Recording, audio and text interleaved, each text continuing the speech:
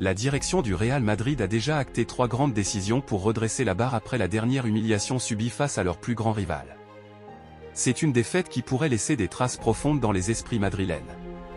Après une lourde correction infligée par les Catalans lors du premier Clasico de Liga cette saison, les hommes d'Hansi Flick ont remis ça en finale de la Supercoupe d'Espagne. Dimanche soir, les Merengues se sont inclinés sur le score sans appel de 5-2. Ce nouveau revers suscite une vague d'indignation à Madrid. Supporters, médias et observateurs n'ont pas tardé à exprimer leur mécontentement, pointant du doigt les responsables de cet échec. Seule exception notable, Kylian Mbappé, épargné par les critiques. Comme souvent après une telle débâcle, les appels à des changements radicaux se multiplient, réclamant des décisions fortes et immédiates. Malgré cette pression croissante, Florentino Pérez, président du Real Madrid, reste calme et refuse de se laisser submerger par l'émotion. Selon le quotidien Marca, il a déjà pris 3 décisions stratégiques pour le reste de la saison. La première concerne l'entraîneur Carlo Ancelotti. Bien que fortement critiqué par une partie des supporters sur les réseaux sociaux, son poste n'est pas menacé. Florentino Pérez a prévu de s'entretenir avec lui dans les jours à venir, mais il n'y aura pas de départ anticipé de l'entraîneur italien. Le club préfère évaluer sa situation à la fin de la saison. C'est un choix audacieux qui tranche avec les attentes de nombreux fans, prêts à demander la tête du technicien après cette série de contre-performances. La deuxième décision, plus controversée encore, concerne le renforcement défensif. Malgré des problèmes évidents en défense centrale et les blessures répétées à ce poste, le Real Madrid ne prévoit pas de recruter un défenseur central cet hiver. Les dirigeants préfèrent miser sur les joueurs déjà présents dans l'effectif et sur les jeunes espoirs du centre de formation pour combler ces lacunes jusqu'à la fin de la saison. Une décision qui risque de susciter des grincements de dents, tant les lacunes dans ce secteur de jeu semblent criantes. Enfin, la troisième décision des dirigeants madrilènes porte sur le poste de latéral droit. Contrairement à la défense centrale, le club entend agir cet hiver pour renforcer ce secteur. Les Merengues souhaitent relancer leur intérêt pour le défenseur de Liverpool, Trent Alexander-Arnold. En fin de contrat en juin prochain, le joueur pourrait être une option gratuite cet été, mais le Real Madrid envisage de passer à l'action dès ce mercato hivernal. Le club est prêt à investir dès maintenant pour convaincre Liverpool de lâcher son joueur plus tôt. Une première offre avait déjà été rejetée par les Reds, mais tout indique que les Madrilènes reviendront à la charge dans les jours à venir avec une nouvelle proposition. Aurélien Tchouaméni traverse une période compliquée au Real Madrid, où il est critiqué de toutes parts, supporters, presse et même certains membres du vestiaire. Après la défaite humiliante contre le FC Barcelone en Supercoupe d'Espagne, les critiques pleuvent sur l'ensemble de l'effectif madrilène, à l'exception notable de Kylian Mbappé, seul joueur épargné par la presse locale. Cette nouvelle débâcle face à l'éternel rival catalan n'a pas été digérée, et les médias espagnols n'ont pas mâché leurs mots envers les joueurs. Parmi les plus visés, Aurélien Tchouaméni, dont les performances sont jugées insuffisantes, semble cristalliser une partie de la frustration. Depuis son arrivée en provenance de l'AS Monaco, le milieu de terrain français peine à répondre aux attentes placées en lui. Dimanche dernier, aligné en défense centrale, un poste qui n'est pas le sien, il a souvent été pris de vitesse et mal positionné face aux attaquants barcelonais. Son rendement jugé décevant a conduit à des critiques acerbes, certains estimant qu'il n'a pas le niveau pour évoluer dans un club de l'envergure du Real Madrid. Cette situation est d'autant plus complexe qu'elle divise également en interne.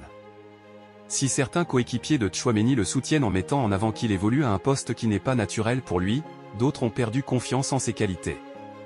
Selon une enquête publiée par The Athletic, cette perte de confiance s'étendrait à certains membres du staff, alimentant les doutes autour de son rôle dans l'équipe.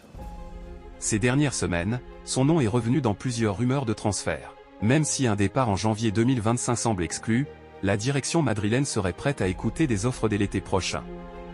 Cette éventualité reflète l'incertitude qui entoure l'avenir du joueur, un contraste saisissant avec les espoirs qui avaient accompagné sa signature. Pour Tchouaméni, la suite de la saison sera cruciale. Ses performances seront minutieusement scrutées par les supporters, la presse et ses propres coéquipiers. S'il ne parvient pas à inverser la tendance, un changement d'air pourrait s'avérer nécessaire pour relancer une carrière qui semblait promise à un avenir radieux. Quitter Madrid pour un nouveau défi pourrait être la clé pour lui permettre de retrouver son meilleur niveau et d'échapper à la pression étouffante qui l'entoure aujourd'hui. Ce dimanche, le FC Barcelone a écrasé le Real Madrid en finale de la Supercoupe d'Espagne à Jeddah, s'offrant ainsi son premier titre de la saison, le premier depuis son triomphe en Liga en 2023. Cette victoire, acquise sur un score net, a marqué une étape importante dans la préparation des Blaugrana pour les défis à venir. Alors que l'équipe barcelonaise a su imposer son jeu face à son grand rival, un joueur a particulièrement attiré l'attention, Gavi. Le jeune milieu de terrain a continué de briller, poursuivant sur sa lancée après une prestation exceptionnelle en demi-finale contre l'Athletic Bilbao. Grâce à son intelligence de jeu, sa capacité à distribuer des passes décisives et son énergie inépuisable, il a été l'un des grands artisans de cette victoire. Bien que sa performance sur le terrain ait été la plus remarquée, un autre moment significatif a eu lieu après le match.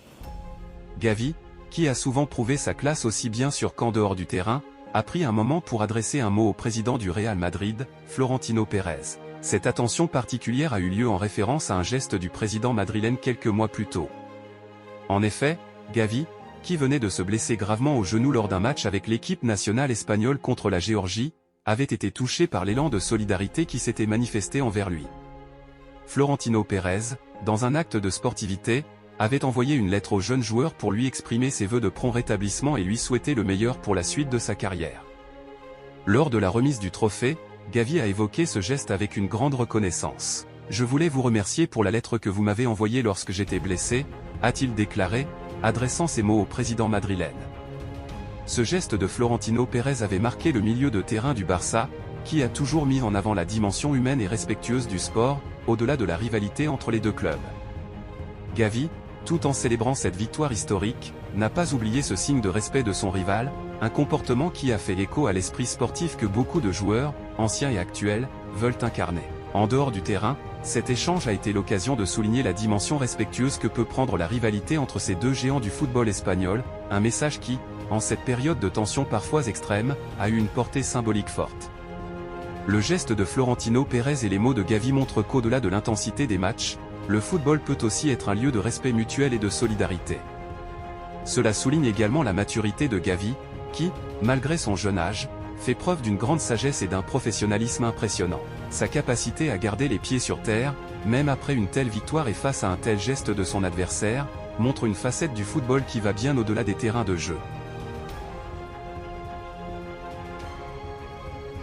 L'attaquant français est le seul à être épargné par la presse madrilène, qui n'a pas hésité à critiquer violemment tous ses coéquipiers ce lundi matin.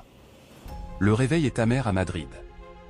Hier soir, les joueurs de Carlo Ancelotti ont subi une humiliation face au FC Barcelone, 5-2, en finale de la Supercoupe d'Espagne, enregistrant ainsi leur deuxième défaite face à leurs rivaux cette saison. Pourtant, en supériorité numérique pendant une grande partie de la seconde mi-temps, les Merengues n'ont jamais su inverser la tendance, se montrant incapables de rivaliser avec les Blaugrana. Ce lundi matin, les journaux pro-Madrid ne mâchent pas leurs mots. Les critiques envers les joueurs sont sévères, presque unanimes. Pourtant, une exception se détache, Kylian Mbappé. L'attaquant français, auteur d'un superbe but en ouverture de score, est largement salué pour sa prestation. Bien qu'il n'ait pas été éblouissant, il a livré un match solide et constant, malgré une cheville touchée dès les premières minutes. Désormais, Mbappé est seul, titre AS en une de son site. Le crack a marqué, provoqué l'expulsion barcelonaise et tourmenté Baldé, Koundé et Araujo. Avec une cheville affaiblie, il a tout de même fait trembler la défense blaugrana. Mais personne ne l'a suivi.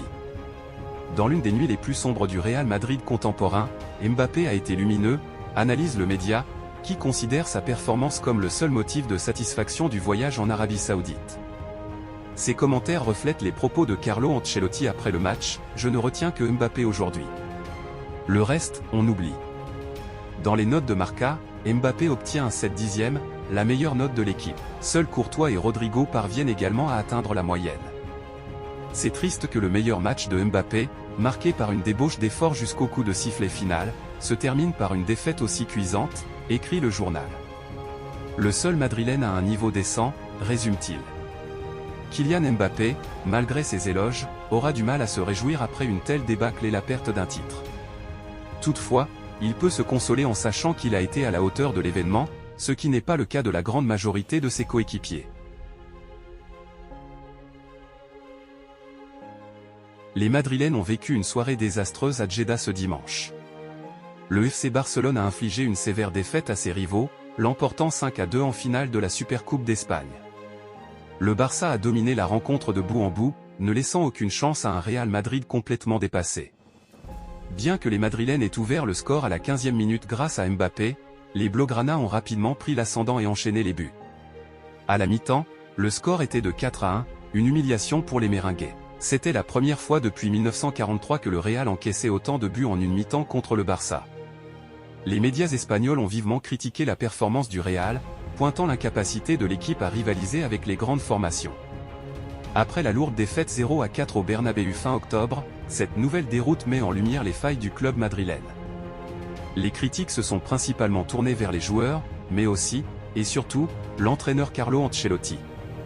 Le bilan d'Ancelotti face aux grosses équipes cette saison est préoccupant. À l'exception d'une spectaculaire remontée 5-2 contre le Borussia Dortmund en Ligue des Champions, le Real Madrid n'a remporté aucun de ses matchs face aux équipes du top niveau. Un nul contre l'Atlético, 2 défaites contre Barcelone, une contre l'AC Milan, une contre Liverpool et un revers face à l'Athletic Club alimentent les spéculations sur un changement d'entraîneur. La pression monte donc sur Ancelotti, qui pourrait être remplacé en milieu de saison. Pourtant, la direction madrilène semble encore lui accorder sa confiance. Selon la journaliste Arantxa Rodriguez, les dirigeants du Real Madrid n'ont pas l'intention de se séparer de leur entraîneur et sont convaincus qu'il pourra redresser la situation dans les semaines à venir. Si cette information se confirme, Ancelotti terminera donc la saison sur le banc. Cependant, il semble que ce soit sa dernière année à la tête du club, et son successeur pourrait déjà être désigné. Xavi Alonso, ancien joueur du Real Madrid, serait pressenti pour prendre sa relève.